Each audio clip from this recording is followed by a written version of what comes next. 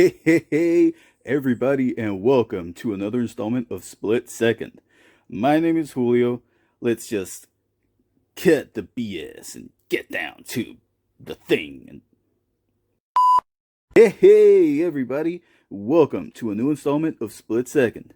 My name is Julio, and today we're doing it dirty. We're doing it live. Well, recording live.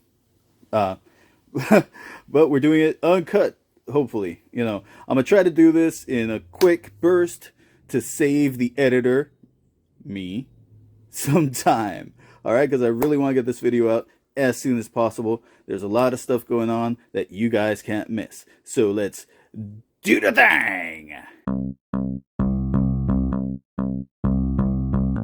And I think I haven't done it the last couple videos, so let me do it this time. I got myself the wrist shot with the Tissot C-Star 1000. I have not done a review on this guy yet. I've been sleeping on it, but I have reviewed another Tissot, the Tissot V8 Automatic Chrono, and you can see that review right there. But I'm not here today to talk to you about any Tissots or anything like that. Nah, man, I got something truly special for y'all. Before proceeding, remember to like, comment, and subscribe. And ring that bell so you're notified whenever I publish a new video. I got not one, not two, but three. This one was already in the frame. Idiot. And let me tell you something. These watches are...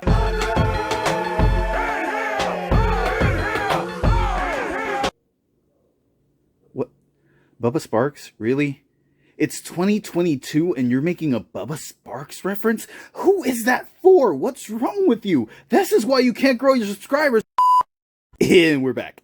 Sorry about that. But yeah, anyway, I got myself a triple review on my hands here. These watches are on loan, courtesy of a huge fan of the channel. This guy's been with us for a long time, just watching us, liking every video. He's just my biggest fan out there, and he is just gonna hate comment as soon as he gets to this point of the video. He's just gonna drop a hate bomb. But yeah, no, seriously, this guy, he's been mentioned on the channel before, Lawrence. He has loaned me a few watches in the past. I've purchased and traded watches with him. Just this is one of those things, after you've been in this hobby for a while, you start making acquaintances, maybe even lovers. Now, instead of doing just reviews one at a time, I figured it would be a great idea to take these bad boys and just really get into what one company can do with just three completely different visions. I'm not going to waste any more time. Let's just go ahead and start with the first one. Oh, by the way, the name of the company is actually the Ugly Watch Company. This is the Ugly Watch Company 300-meter diver. It is white mother of pearl. It also comes in a black mother of pearl. The color scheme's a little bit different. I'll throw up a picture right here. The color scheme's a little bit different, but the essence of the watch is pretty much the same. It has a helium escape valve. 316L stainless steel. We got horizontal brushing on the side case. We got vertical brushing on the lugs. The bracelet is a little bit of a pet peeve of mine. It's actually a single link that looks like a three link. See, not that much articulation going on there. But, it's actually really still very comfortable. This is powered by Seiko NH35. You have a beautiful mother of pearl dial. Just look at the way that plays with the light. And yeah, look at that guy. Superbly comfortable. So you got a sapphire crystal, you got a stainless steel insert, loom pip, proper diving bezel. It's got some great action to it. Listen to that. No backplay whatsoever. So for this guy, you have a case diameter of 41.5. Let's just call that 42. Lug to lug of also 49.5 roughly. You got a bit of a chonker here at 14.5. And the more annoying 10mm lug width. That means pretty much that you are not going to find any aftermarket straps for this guy. However, there are some custom options available, and I believe that Landon is the owner of the Ugly Watch Company. I believe that Landon is looking or might be selling a select, very few number of these with custom-made aftermarket leather straps. So yeah, pretty cool deal, right? And we got sapphire crystal on this guy. Pretty strong reading there. And a solid case back with a little diving dude there, which provides all the stats and specifications there. In terms of what I like about it, well, number one, just visually, it's stunning. I love that mother of pearl dial. I love how clean the dial is in terms of what they put on it. They just put the company logo, not even the name itself, just that's actually a rune that I believe represents the letter U, but somebody will probably shout at me in the comments if I'm wrong about that. And it has the 30 atmospheres. That's it. You know, very clean dial. I love the applied indices, and I love the color combination of the black and the orange. It does have a screw down crown, which is signed. The clasp also is signed. And yeah, I love the action on the bezel. Love the fact, like I said, that it has a screw down crown, which has a nice pop to it. Because it has an H35, it hacks and hand winds. You have a proper milled clasp, double security, with push button and fold over. And just, yeah, just a great overall experience with this guy. What do I wish were different? Well, that screw down crown actually has a bit of a wobble to it. Now, I did reach out to Landon and ask him about it, and he basically confirmed my suspicions that that is basically the same thought process as with Vostok watches, where they have that wobbly crown. That's one thing that I'm not a fan of. The other thing that I'm not a huge fan of is the smallish handset on it. I like the color combination, I like the shape of the hands, but here's a problem. Because of the slim minutes hand, there's only so much loom you can get on there, and, well, kind of the opposite of what you want to happen with a diver, the minutes hand is what goes first once the loom starts fading. Other thing that I'm not a huge fan of is, and this is just a pet peeve of mine, is this single link trying to gaslight us into thinking it's a 3-link. One more thing that is kind of polarizing. I am not a fan, but some people really like them. The links are adjusted with a pin and collar system. Now, some people are really huge fans of this because, you know, once you get that in, those aren't going anywhere. I myself prefer screwed links, but that's a matter of personal preference. And, you know, just the fact that I think you should know. Overall, verdict, I like this guy. Even in spite of the things that I just mentioned, I really like this guy a lot. Let's take a look at the next guy. And just get a load of this handsome boy right here. Spoiler alert, out of the three, this is my favorite. This is just such a unique watch. You got this kind of pillowcase here. It really reminds me visually of, just the silhouette reminds me of a Panerai Radiomir. Incidentally, that's the only Panerai that I actually really like because it doesn't have that huge Chongus thing right here. But whatever. That's neither here nor there. Not here to talk about Pams. Here to talk about uglies. And this watch is anything but. You have a high polished stainless steel case. See-through case back. The movement on this guy is a Seagull ST 2130. So it is automatic, bidirectionally winding. And it's a high beat movement. So you see the smooth sweep of that seconds hand, right? That's 8 beats per second. Lovely. The case has some very detailed engraving, but pretty much what you're seeing over and over again is the rune, the uglywatch logo in the shape of that rune.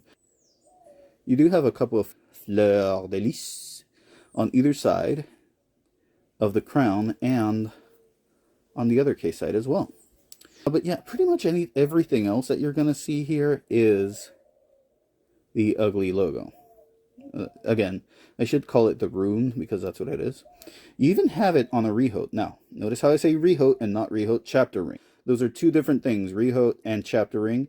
And sometimes they can be a single thing, but they're two different rings. And I'm off on a tangent here. Whatever. That's a rehaut with Roman numerals 1 through 12. And in between the Roman numerals, you again have that rune. And it's a simple, fence post, pencil, whatever you want to call it, handset with circular markers everywhere but at the 3 and 12, where you have the date and the ugly logo respectively. And you have the model name Wrista Marca at 6. Otherwise, very clean white dial, which honestly, with everything going on the case and on the rehaut, yeah, you kind of need a clean white dial. The case back is a screw-on, as you may have seen a little while ago, with a see-through. And again, just a few specs for you there. The crystal, as it says there, is sapphire. You have a 42 millimeter case with a lug-to-lug of 51.5. But I'll tell you what, though, with the downturn of those lugs, you barely feel that it's over 50 millimeters. The thickness, including that dome sapphire crystal, is 13, almost 14 millimeters. And the lug width is 22. So this will take a lot of aftermarket straps. The strap it comes with is a genuine leather, which is but it does have the ugly logo stamped on there. The buckle has the Tang signed, and it does also have some laser engraving, which is really detailed and cool. And yeah, I love this guy.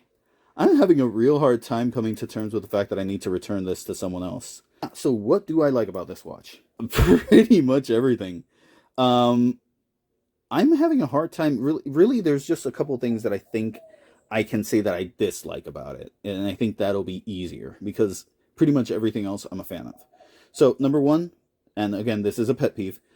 I'm not a fan of cursive text on watch dials. I don't know if I've had the opportunity to bring that up before on this channel. I don't think I have.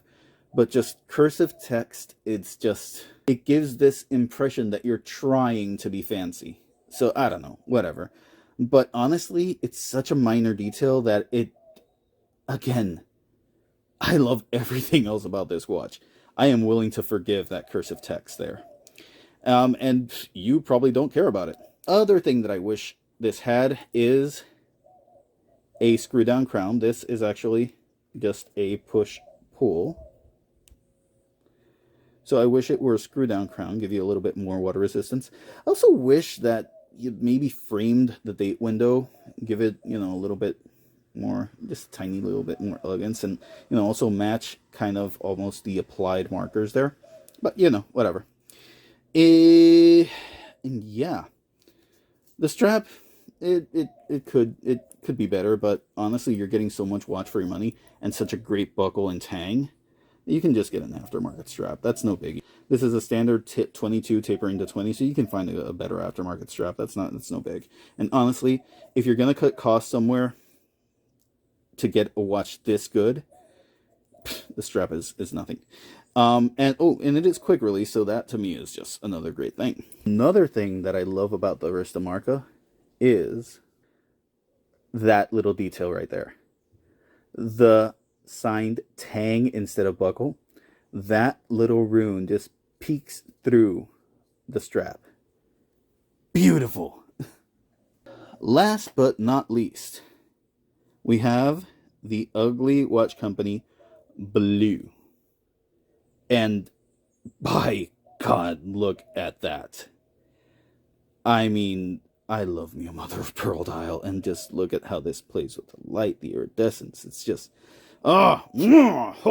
chef kiss. This is a good mixture of brush and polish on the case. So you have a brushed mid case with horizontal brushing, polished bezel, as well as polished screw-on case back. This is powered by an NH35.